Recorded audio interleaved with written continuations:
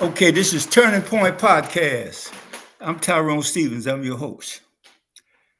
Today, we're doing something a little different than Turning Point Podcast. I do various different things on Turning Point Podcast.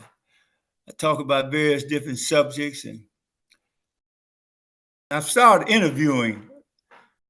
This is one of my second interviews.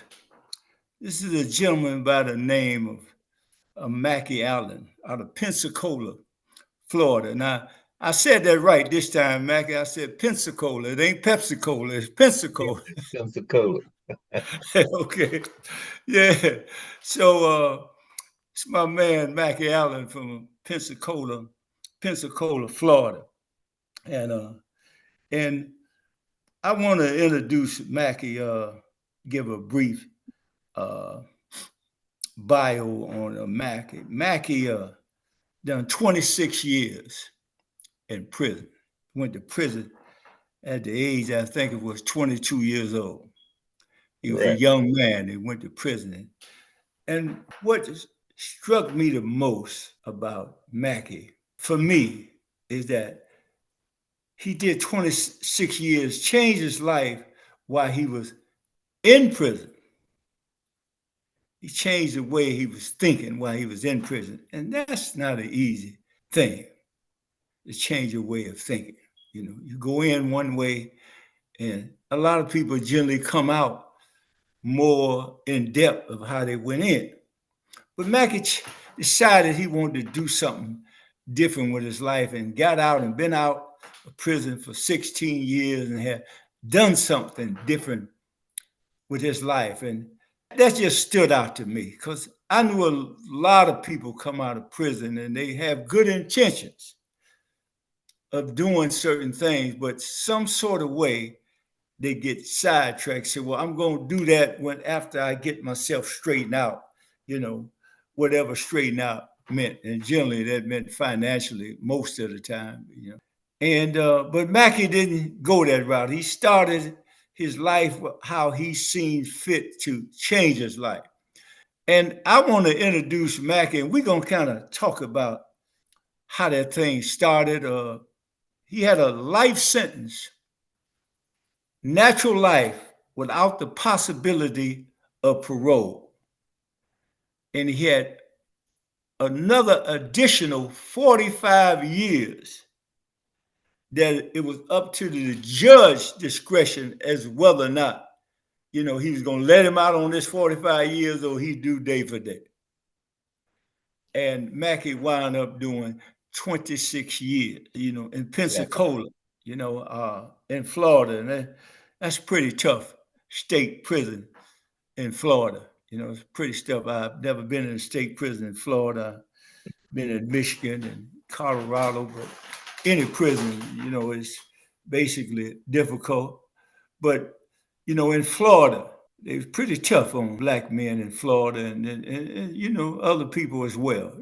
But I'm gonna let Mackie tell some of his story. Mackie, tell us how you came about getting 26 years in prison a little bit. Tell us a little bit about yourself, man.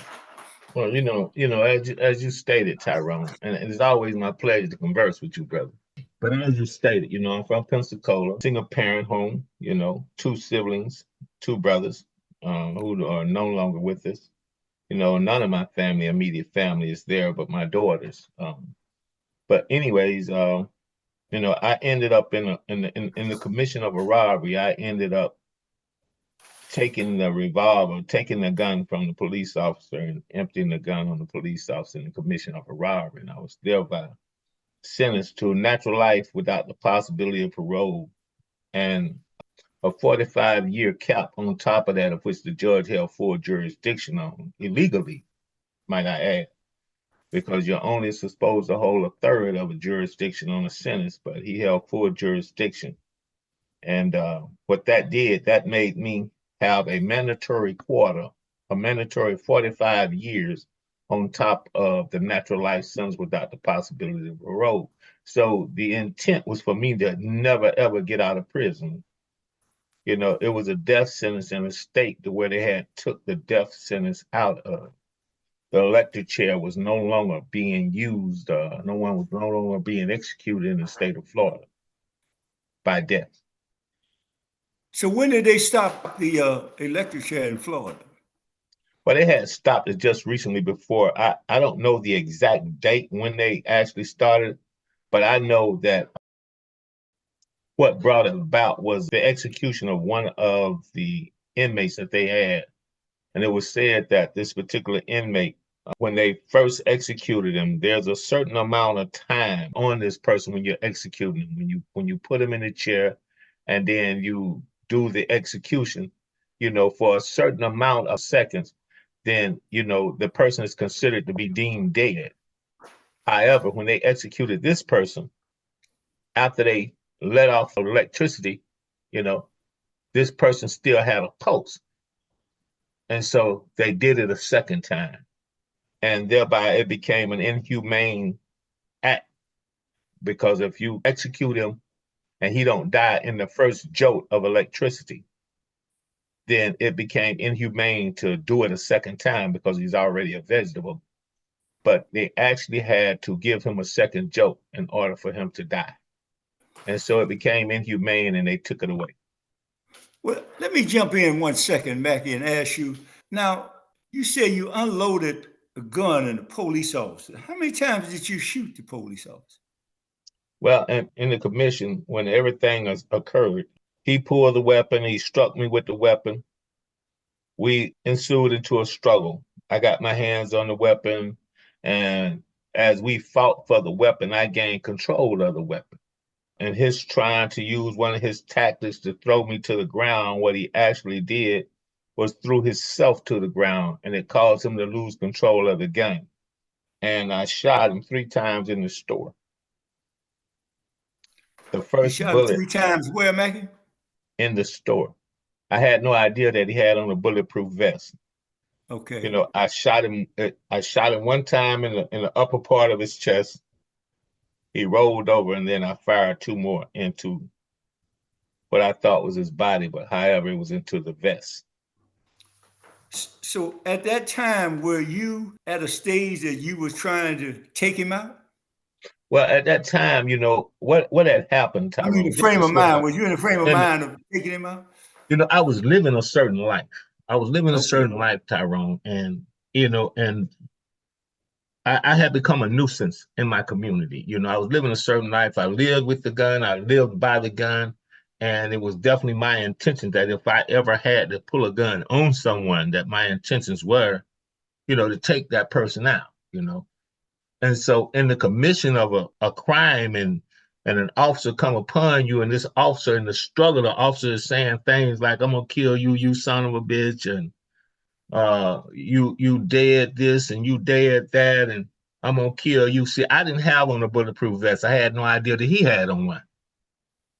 But in the struggle to gain control of this gun, the only thing that I could think about was that, he gonna kill me if he get hold of this gun. So I'm Okay. fighting for my life, just like maybe he fight for his life. And I gained control of the gun because at that time in the state of Florida, they had what they called the fleeing felony law, to where a police officer could shoot you to contain you. They were not supposed to shoot you to kill you, but they were supposed to shoot you to wound you to contain you. However, they were shooting and they were killing. And this was a night where it seemed like I was going to be one of the next things that you'll see, one of the next stories that you was going to read on the Channel 3 news. Black male and got shot in a convenience store during the commission of a robbery by a police officer. And it just didn't turn out that way. I ended up with the gun. I shot him 3 times in the store. I ran out the store. However, I didn't know he had on a bulletproof vest.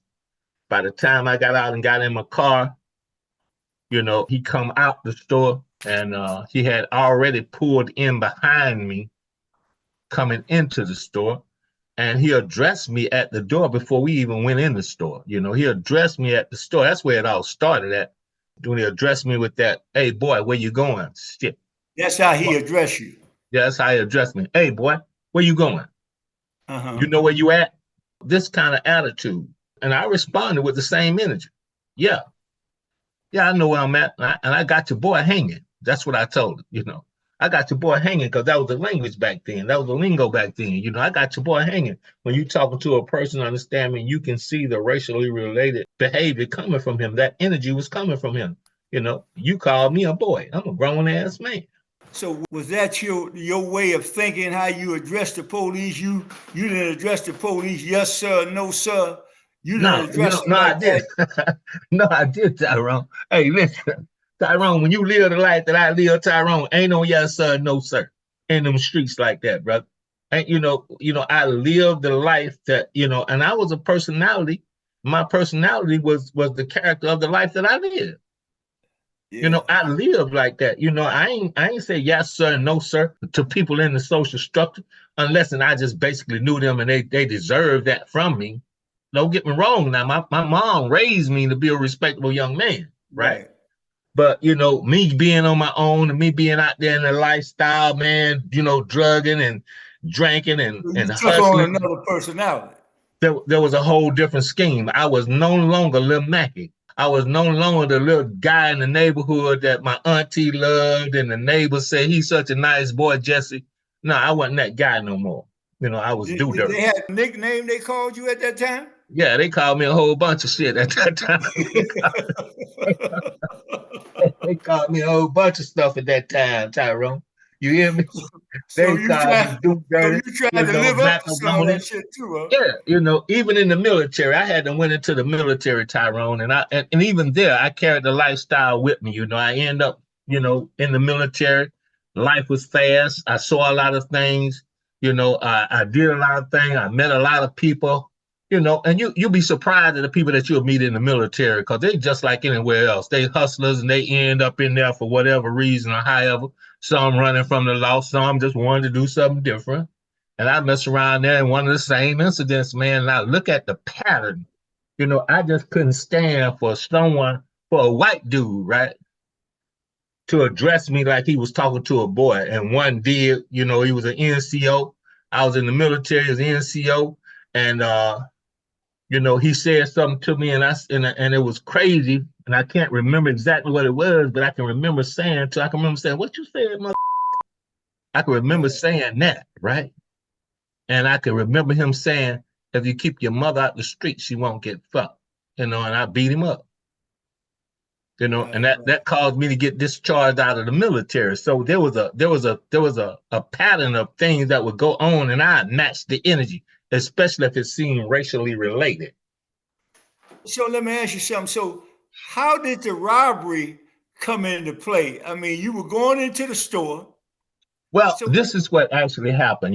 I hadn't been out all day that day, and I went home, and then I forgot some things that I was going to do because I was hustling back then, and I was trying to carry and sling a package back then, and I went over to a friend's house to pick this package up, and on my way back, I stopped at the store to buy a pack of cigarettes. I had no idea that they had the store under surveillance, and as I pulled into the store, the police officer pulled up. And so when he pulled up right behind me. And so right away in my mind, I was saying to myself, man, what this dude, what he pulling up behind my car for? So that was something right there that had my attitude off kilter right there. I see him pull up behind my car like he blocking my car, and I'm saying to myself, what are he pulling up behind me for? You know. So I go ready to go in the store. He pop out. He said, "Hey," and so I turned around. He said, "What? Boy? Where you think you going, boy?" And I got your boy hanging. What you mean? Where I think I'm going? I'm going in the store. What you mean, boy? I got your boy hanging. And so he said one thing, and then I said another. He said something to the effect of, you got diarrhea at the mouth.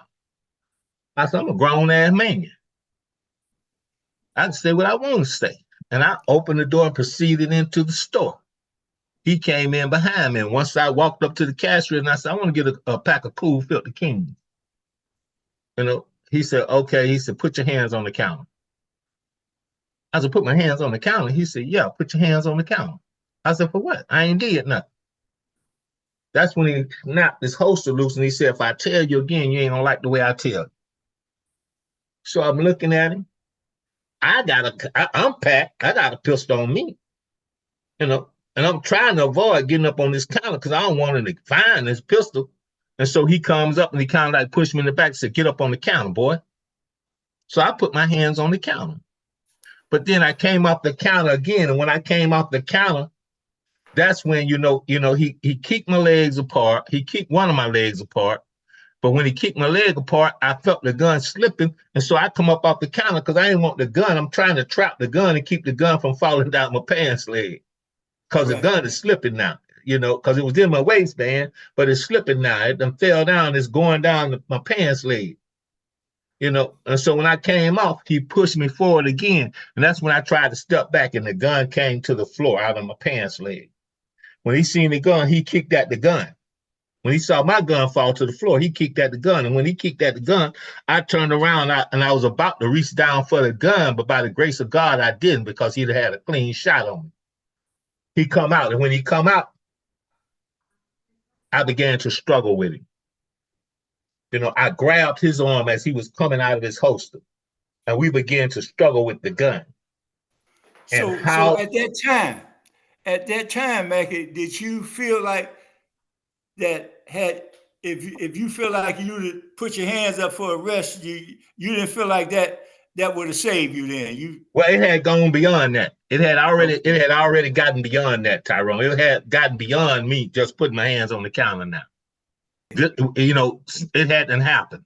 In his mind, I had them buck him, and in my mind, I'm gonna buck him because I know what happened to the people that you done killed already in Pensacola, and ain't nobody doing nothing about it.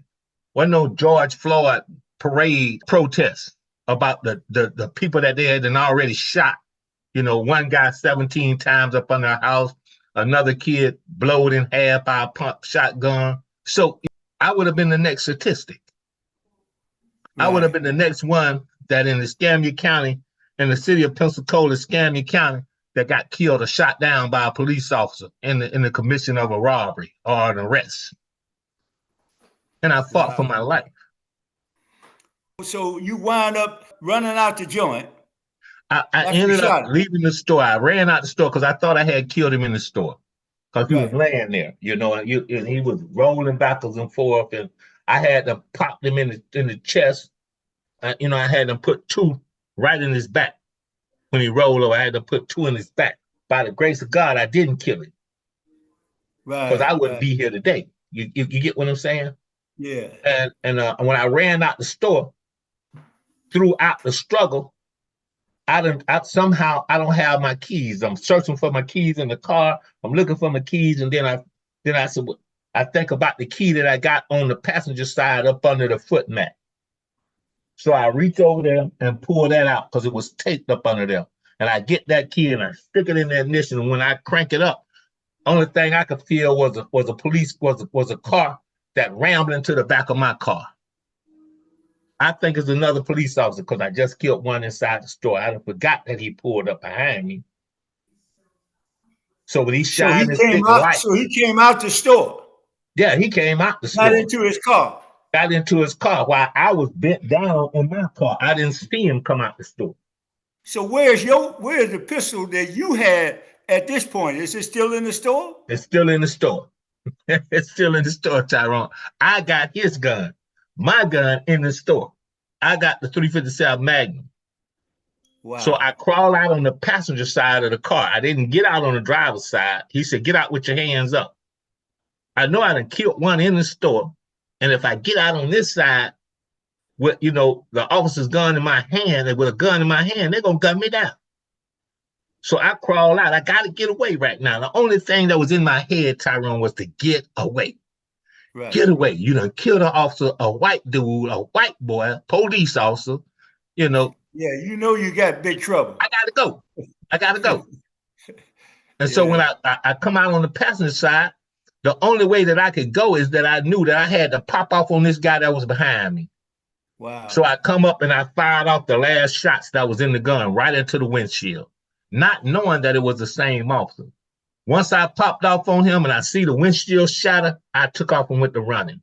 Man, it was police is coming from everywhere. I was running down the road and I hadn't got a little ways down the road and I was trying to get to the end of the road because there was a fence that I needed to crawl to get across the interstate. But they started driving down the road. So I had to get off the road and just run through people's yard and get in the woods and get away. And they stopped and came into these people's backyard. And Tyrone, they shot. The news and the newspaper said that they shot for over a minute or so. You know, a Wow. fusilage of shots. They just was shooting into the woods, you know, Where they thought you were. where they thought I was. They just, the intention was to wound me. And then you know, how they got the dogs over the fence or whatever, but they had a couple of dogs. I don't know. I could hear dogs barking. None never run up on me. I continued to run through the woods. I got away. I got across the highway. I got across US 29, you know, which was considered to be the name of that street was Palafox. I got across US 29 and I ran through a neighborhood that was called Wedgewood, and I ran down the 12 road tracks to Lincoln Park where I lived, where my mother lived at least, you know. Right, right. And Excuse me for cutting you off, Mac, but we halfway through, and I want you to get yeah, to the prison aspect when you were in prison and how you what made you change your start changing yourself and well, to when they come out. sentenced me, So you got well, when they 15 minutes you for know, well, that. when they sentenced me, Tyrone, you know, they sentenced me to, you know, the natural life sentence without the possibility of parole with a 45-year cap on it. I got, you know, they gave me a life sentence for the robbery. They gave me 15 years for the attempted premeditated first degree murder. And then they gave me 15 years for the attempt for what they said was attempted robbery. And then they gave me 30 years for the premeditated attempted murder on a police officer, which is no case, right? Which is not what I would say legitimate violation of the law. There's no such thing as a premeditated attempted first degree murder, you know. But anyways, I ended up in Lake Butler, and they sent me to Rayford in Union County, and I entered into a program there called the Go Lab, and while in the Go Lab, I met this brother Hassan Muhammad, you know, but there were other brothers in there and I was bucking everything. I was young, you know, and I was coming into this system, Was ain't he an never been older in guy? prison. Yeah, he was an older guy. He was an older brother. He was out of Jacksonville. His real name was Carl Williams. That was his legal name, Carl Williams. But inside he was known as Hassan Muhammad, you know, and you know, this brother began to communicate to me because I was bucking everything else people were telling me and people were trying to say to me, and I didn't want to hear it. And this brother started to ask me some questions, you know, like, where are you from? What's your name, bro? You know, and I told him, I said, my name, you know, they call me Do Dirty, man, you know. And I wasn't the only one that had to come out of Pensacola that called themselves Do Dirty. It seemed like a common name, you know, coming from that area. And so this brother said to me, he said, brother, he said, look around you. You know, so I said, for what? He said, look around you. He said, brother, he said, everybody you see in here is Do Dirty. He said, you just the latest one. You know, and he proceeded to ask me questions that jogged my conscience, you know, questions that made me think. And then he asked me something. He asked me a question that had come out of the faith that he was in. And he asked me, he said, do you believe in God? I said, yeah, I believe in God. He said, well, which of the favors of your Lord have you denied? And I say, Wow. what? He said, which of the favors of your Lord have you denied? You know, and I didn't know how to respond to that, you know. And I was always slick mouth, I always had something to say to the rest of the guys, but I didn't know what to say to that. You know, what you mean? What favor of my Lord that I denied? You know, what you mean? You know, and he proceeded to ask questions like, your mother living? I said, yeah, man. I said, my mother living. I said, why you ask me that? I said, I don't play the dozen. You know, he said, no, I'm not playing the dozen, brother. He said, but I just wanna, he said, did your mother, did she feed you? I said, yeah. He said, did she put shoes on your feet? I said, yeah, my mother did all that, man. Did she have a place where you can lay down and put a roof over your head? I said, yeah. He said, did she ever mistreat you? I said, no. He said, then why are you treating her so bad? And it was Wow. questions like that Yeah. that was jogging my conscience, that was making me become aware. It's almost this spiritual awakening thing, right? Somewhere inside me, I was becoming conscious of what the reality is now. He said, "You know where you at, man?" I said, "Yeah, I know where I'm at, man." I said, "I'm in jail." He said, "No, you in prison." He said, "You came from jail." He said, "You in prison." And so I had asked him, right? I said, "Man, why are you asking me all these questions?" He said, "Because I don't want you to be comfortable with being here and think this way you belong." It was things like that, Tyrone, that really just made me look at things different from the way I had been looking at things. The perspective was beginning to change and the beginning to shift. I was beginning Right. to realize that I hadn't done something to me that I never wanted to do. And then what was so amazing about this brother said, he said, "I want to ask you another question, man." He said, "You got wife and children, you say?" I said, "Yeah." He said, "Why you chose to abandon your family, man?" He looked squarely at me, and he was a big brother too, man. He was bigger than me. And just coming into the, penitentiary, still thin, trying to pick up some weight, I ain't in no condition to, to tussle with this big old dude or whatever, but I was gonna hit him with a rock or something if I had to run, I was, you ain't finna do me any kind of way, But I'm looking at this brother and I'm thinking, and I said, "Yeah, man." I had a wife and kids. He said, "Why did you abandon your children, man?" He said, when you did that, man, it was like you becoming a deadbeat dad, man. You're a deadbeat dad. You know that? I said, "I ain't no deadbeat dad." He said, "Well, who taking care of your children?" He said, "Why you did what you did?" I said, "Man, I had to do what I had to do." He said, "Now another man doing it now, huh?" And it was stuff like that, and I was getting angry with this brother, right? And I wanted to Right. knuckle up with this brother at one particular time, right? And I wasn't really scared of him, but I had not been in that environment. And then it was something about the way this brother was presenting himself to me that registered to me, you know. And then he told me, he said, "Look, bro," he said, "I ain't trying to put you down." He said, "Man, I ain't trying to flip you or none of that, man." He said, "But it's something about you, man, that you just don't look like you belong here, man." And I was saying to myself, how the hell I don't look like I belong here? You know who you talking to?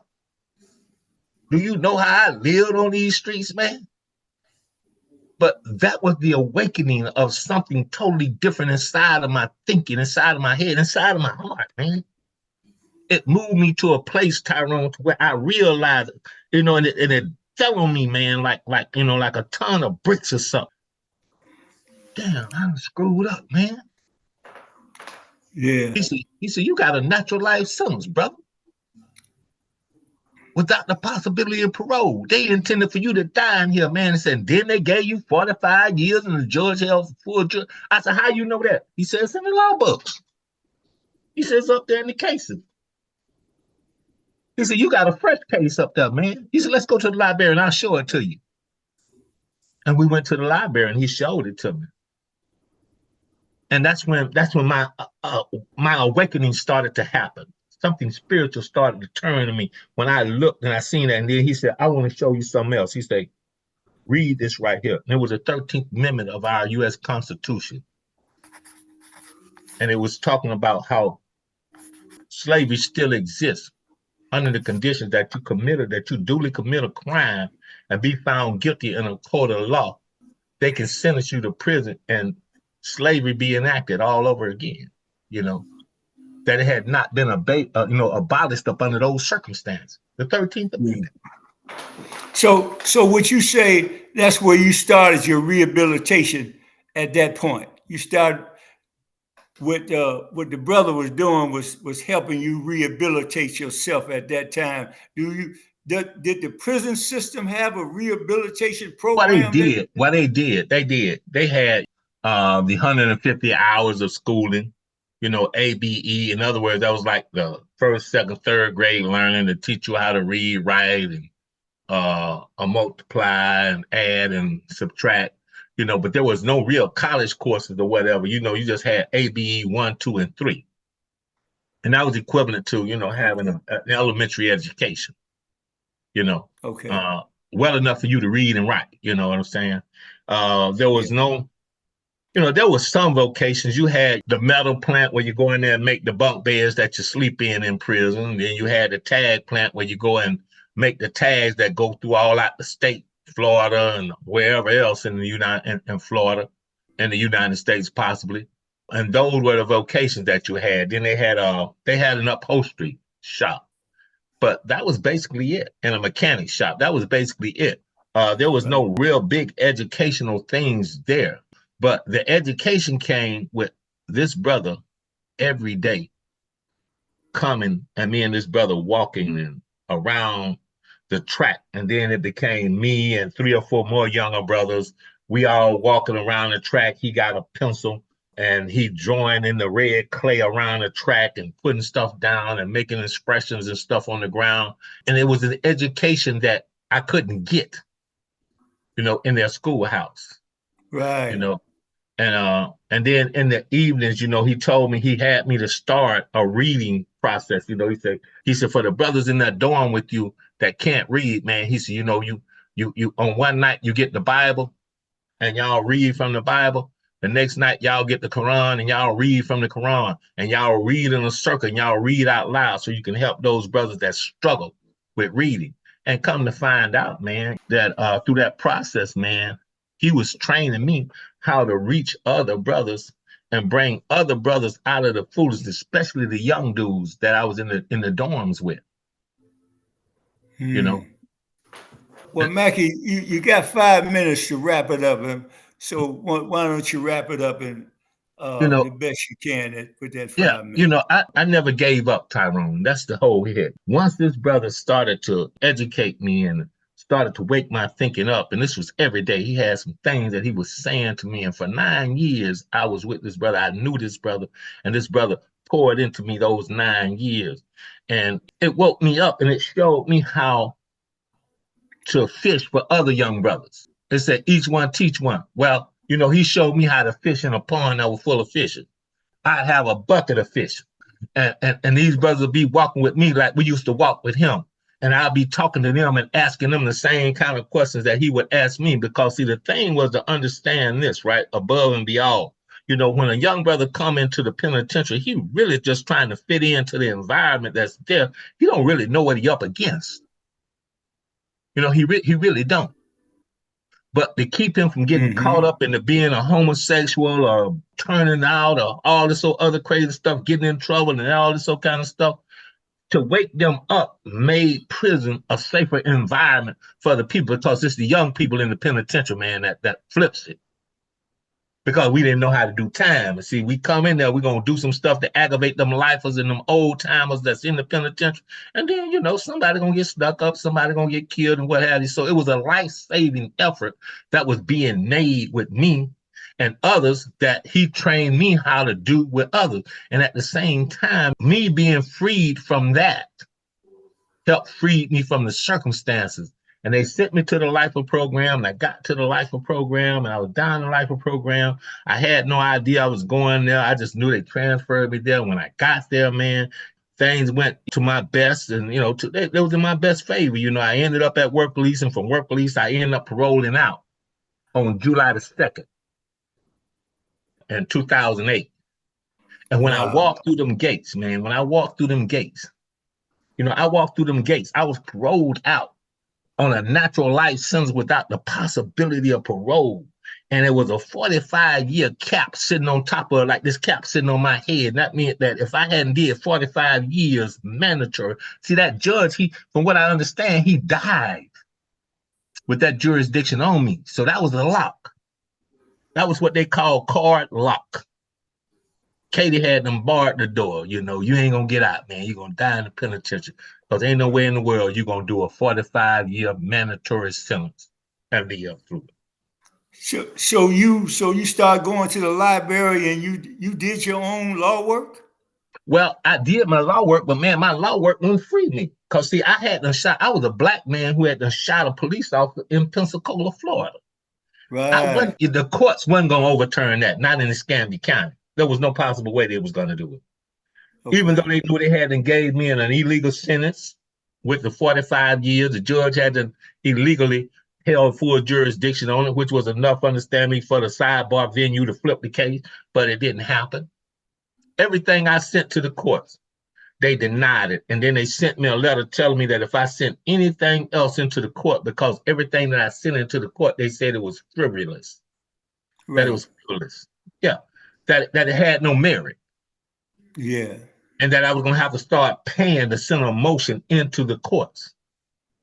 And so I went into the chapter 33, and there, because Hassan told me, he said, man, he said, listen, he said, you can go to that law about, he said, you keep going to that law library. He said, man, you're going to keep getting the same results, man. He said, you're going to have to get free from the system in here. He said, man, start reading that chapter 33, man, the operational prison procedures. He said, start reading it, man. He says, it's light in there, man. There's freedom in there. And true enough, that's what happened. We actually Wow. a section that said that I had to be given another chance. That was my first time in prison. I came in at 22 years old, and I had to be given another chance at society. You just couldn't just on my first time just put me away like that.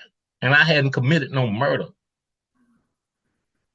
And see Mm. that. And so that's what really just freed me. When I Right. sent it to Tallahassee, I ended up in the Lifers program. I had no idea that that's what was going to happen. I just sent this proposal into the Secretary of State in the state of Florida, to the parole board, Secretary of State in the state of Florida. The parole board responded first, and then the secretary, I got a letter from the Secretary of Florida, and a couple of weeks later, I was transferred from the institution that I was at, from Bay Correctional Institution to the Everglades, Florida, in South Florida. And from there, I was paroled out. They sent Wow. me back to Okaloosa.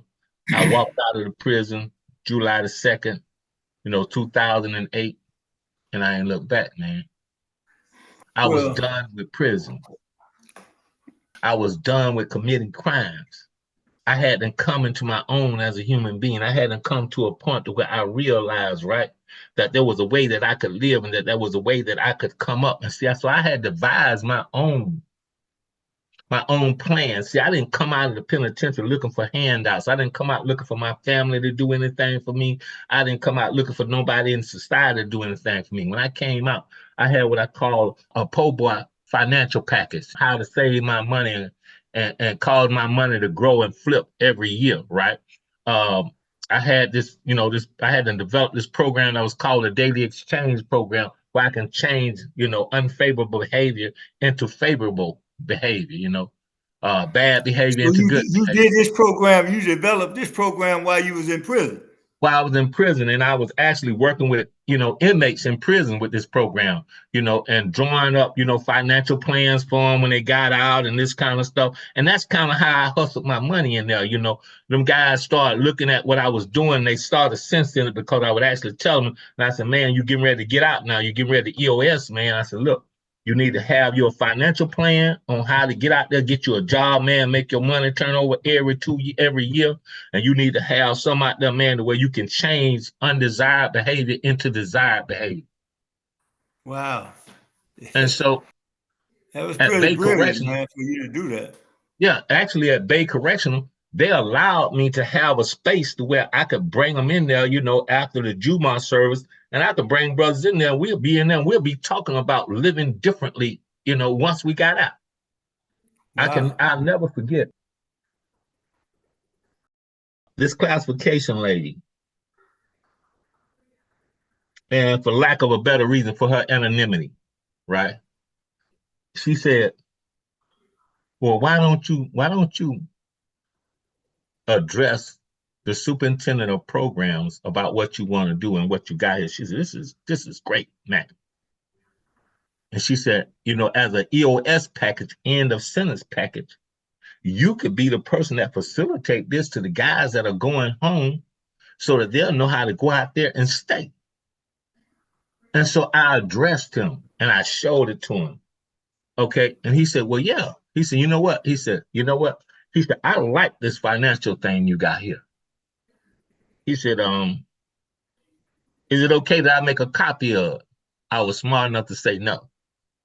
I was smart enough to say no. I said, no, I said, listen, I said, I don't want to get nobody no copy of it. I said, but what I did, I said, I explained it to somebody. Yeah. But hey, he said, well, Well, you would have gave him a free program for the state of Florida. yeah. But what happened was this though. Officers start coming in and standing around the wall and listening at me talk to these people that was getting ready to go home for prison. Right. And and they was asking questions. Well, Alan, inmate Alan. Yes, ma'am. Well, if so you say if I save this amount of money and I do it this way, like that, it'll do this in a year? Yeah. And then you learn how to invest money, you learn how to get involved with other financial things. And so you allow your money to grow by getting involved with stuff. When the people tell you to invest your money, when they tell you to spend money, they ain't saying run to Walmart or go to the mall. They telling you to invest money. I said, that's what smart people do with their money. And So so, these different investment programs that you developed while you were there, what are you? How did you come about those programs? Just research and so forth, and thinking, and not exactly. It was doing Ramadan, man. And I used to one of my favorite things to do, right? One of my favorite things to do was to play solitaire because I would think doing solitaire. You know, it was one of those mind games that I played, something to strengthen my thinking or whatever. I would play solitaire with two decks of cards. And the guys would be looking, the guys would be saying, and it was just I had a chemistry in it. I had a blue deck and a red deck, and they was mixed together, right? And I couldn't put the red deck on the blue deck, and I couldn't put the blue deck on the red deck. So I would do it, and then I'll come out. And then it just came to me. It's 52 weeks in a year, just like the 52 cards in a deck of cards. And if I saved a certain amount of money every week, then it would give me a certain amount of money at the end of the year. There would be an end of year earning. So I realized that if I wanted to accumulate it, if I wanted to get bigger, there were certain things I needed to do. And so that's what I did. I learned how. And so I built the scale for it. I graphed it out, built the scale for it, and got it typed out and everything and put in a grid and everything. And it became a program for me to work with guys going home. There was so many. That's how I hustle. Guys would do stuff like have their family send me $50 to do them a financial plan and to do them a daily exchange plan, which I call DEEP, DEP, daily exchange plan. And I called it was deep without two E's. It was just deep. And they would pay $50 for it. And that's how I was able to take care of me because I didn't have nobody outside that I was asking for money. I took care of me just like I hustled on the street. I hustled inside the penitentiary too. you right, know. right. And there were some illegal things that I did in the penitentiary too, Tyrone, before I just really just got myself together, and just realized. And this brother Hassan told me one day, he said, man, look, he said, you hide from the administration, but you can't hide from God. Hey, let me ask you something because we done ran out of time now. The brother Okay, good brother. Hassan, with the brother Hassan, did you leave him in there or he left you in the prison? Well, strangely, this brother passed away inside the penitentiary. Oh man, He passed away. sorry to hear that. Yeah, I sorry to had hear asked that. that brother one time, right? Because he had a lot of time. I had asked him, I said, Hassan, are you going to get out? He said, no, brother. He said, that ain't my mission. I said, ain't your mission. I said, what you mean it ain't my mission? You always telling somebody about work to get out of the penitentiary, but you ain't working to get out. What? So you telling people to do what you ain't do? And I used to try to get at him, jug at him like that, Tyrone. Right. Try to throw him off guard. But this brother was so shy, right? He was so shy. The brother said, no, he said, some of us, man, are put here to raise others. Right. And he said, this is my mission. Wow. He said, I was Well, sentenced to, well, listen, and Mike, my I hate sentence to cut you became off, that. but we done ran out of time and Yes, sir. we over actually. And Hopefully. I appreciate you coming on Turning Point Podcast. And I'm gonna have to come back and do a part two with you on, when you got out of prison, went through then, you've been out of prison, I understand, for 16 years. And 16 I years, want to yes. deal with that aspect of it for part two. But Of I course, brother. appreciate you, huh? Yes, okay, we can do that, brother. Thank you. Thank you for having me, Yeah, man. I This is appreciate you, man. man, That this was that is good. amazing, amazing story, man. And we want to hear the rest of that story. And we done ran out of time, and I'm gonna ask everybody to hit the subscribe button and the share button and the like button and make some comments about Mackey being in prison and what you heard and some questions that you might want to ask him. And when we do part two, I'm gonna bring some of those questions up that you guys asked. So Turning Point Podcast, we out. This is Tyrone Stevens, your host. Thanks a lot, Mac, and Peace and I'll blessings, my talk to brother. you Love later. you. All Yes. right, peace. Peace. All right.